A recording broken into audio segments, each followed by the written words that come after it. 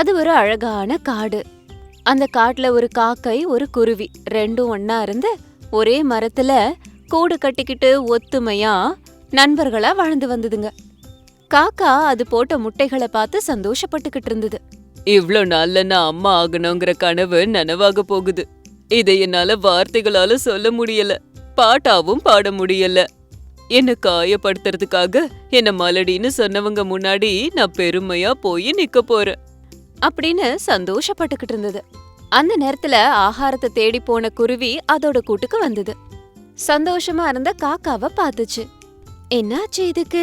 இன்னைக்கு ரொம்ப சந்தோஷமா இருக்க மாதிரி தெரியுது அப்படின்னு காக்காவை கேட்டுச்சு. என்ன காக்கா, என்னைக்கும் இல்லாம இன்னைக்கு ரொம்ப மலர்ந்த முகத்தோட இருக்க? மலர்ந்த முகமா? பூதான் மலரும், முகம் எப்படிமா மலரும்? மொக்க ஜோக்கா? இல்ல, காக்கா ஜோக்கு. அத கேட்டு கடுப்பாச்சு குருவி. சிடு சிடுன்னு மூஞ்ச வச்சுக்கிட்டு, சொல்ல இஷ்டம் இருந்தா சொல்லு, இல்லனா தேவையில்ல. நீ என் ஃப்ரெண்டுங்கிறதுனால தான் நான் கேட்டேன். ஆனா நீ என்ன அப்படியெல்லாம் நினைக்கலங்கிறது எனக்கு ரொம்ப நல்லாவே புரிஞ்சு போயிடுச்சு அப்படின்னு சோகமா முகத்தை வச்சுக்கிச்சு குருவி. அத கேட்ட காக்கா, ஐயோ, அழ போறியா? அழலாம் வேண்டாமா. நான் உனக்கு என்ன விஷயம் சொல்லிடுறேன். நான் எதுக்கு இவ்ளோ சந்தோஷமா இருக்கேன் தெரியுமா? அப்படி வா வழிக்கு, சொல்லு சொல்லு, எதனால இவ்ளோ சந்தோஷம் உனக்கு? இதுதான் அப்படின்னு தன்னோட கூட்டுல இருந்த முட்டைகளை காமிச்சுது. அந்த முட்டைகளை பார்த்த குருவிக்கு ஒண்ணுமே புரியல.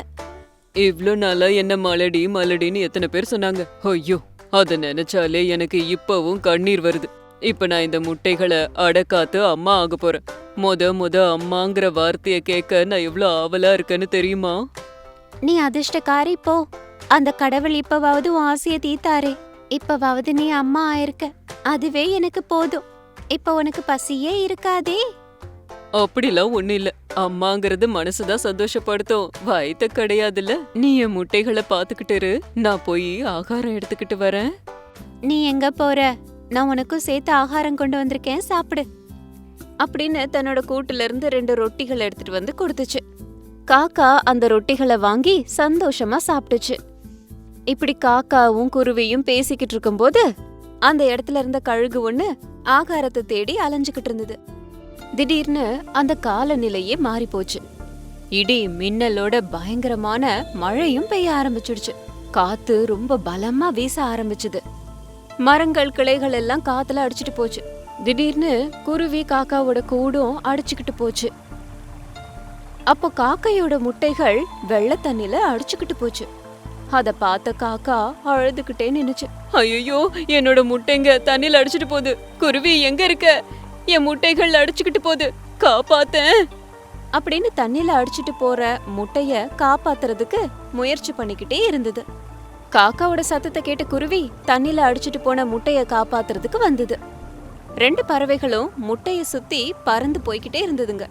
சரியா 2 பேரும் ஒன்னா சேர்ந்து முட்டைய காப்பாத்தலாம் நினைச்சா அது திரும்பவும் தண்ணில விழுந்தது.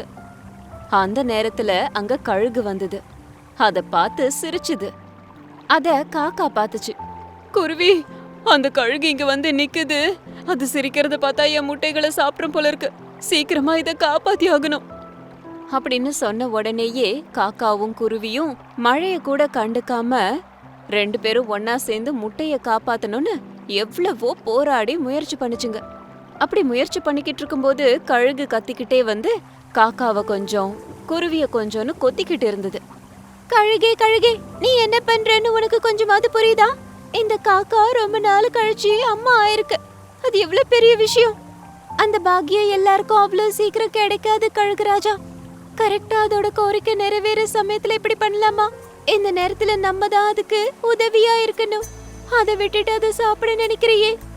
என் வழியில வந்து நான் உன்னையும் சாப்பிட்டுடுவேன் அப்படின்னு கழுகு தண்ணில அடிச்சிட்டு போன முட்டைய ஃபாலோ பண்ணிக்கிட்டு அதை சாப்பிடுறதுக்கு முயற்சி பண்ணுச்சு. அந்த முட்டை தண்ணில மூழ்கி வெளியே வந்து கடந்து போய்கிட்டே இருந்தது. மழை இடியும் மின்னலுமா பேஞ்சுக்கிட்டே இருந்தது. புயல் மாதிரி காத்து அடிச்சுக்கிட்டே இருந்தது.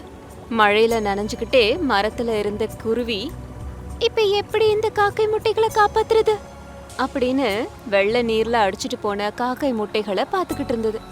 காக்கா தன்னோட முட்டைகளை எப்படி காப்பாத்துறதுன்னு புரியாம ஒரு மரக்கிளையில உட்காந்துக்கிட்டு தன்னோட முட்டைகளை பார்த்து அழுதுகிட்டே இருந்தது. கழுகு காக்கை முட்டைகளை எப்படியாவது சாப்பிடணும்னு அதை தொடர்ந்துகிட்டே இருந்தது.